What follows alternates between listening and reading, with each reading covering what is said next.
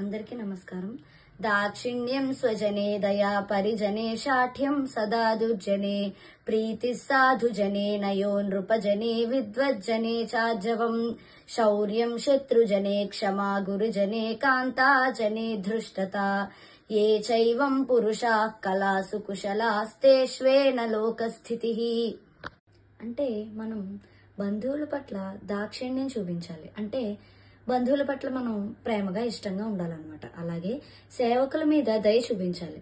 అదేవిధంగా దుర్జనుల విషయంలో కఠినంగా ఉండాలి. దుర్జనులు అంటే ఇక్కడ చెడ్డవారు, వారి విషయంలో మనం కఠినంగానే ప్రవర్తించాలి. అదే మనకు మంచిది. అదేవిధంగా సజ్జనుల యందు ప్రీతిగా ఉండాలి. సజ్జనులు అంటే మంచివారు, వారి యందు ఎప్పుడు కూడా మనం ప్రీతిగా వారితో ఇష్టంగా వ్యవహరిస్తూ ఉండాలి. అదేవిధంగా రాజుల యందు నీతిగా ఉండాలి. అంటే మన మనం పాలించే ప్రభు పట్ల మనం ఎప్పుడు నీతిగా నిజాయితీగా ఉండాలి.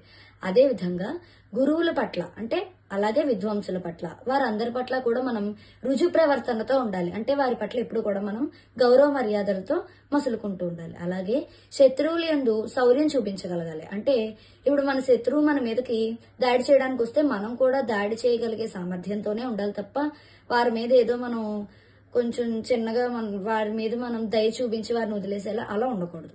అదేవిధంగా పెద్దల పట్ల ఓర్పుగా ఉండాలి. అంటే పెద్దలు చెప్పే మాటలు విని మనం వారిని నిందించకుండా వారి పట్ల మనం ఓర్పుతో వ్యవహరిస్తూ ఉండాలి.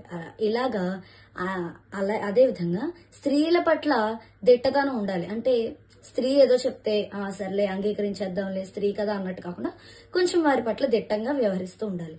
ఇలా ఆయా కళలయందు మనిషికి ప్రావీణ్యం ఉంటేనే ఆ మనిషికి సమాజంలో గౌరవ మర్యాదలు అనేవి నిలబడతాయి అనేది ఈ శ్లోకం యొక్క భావం.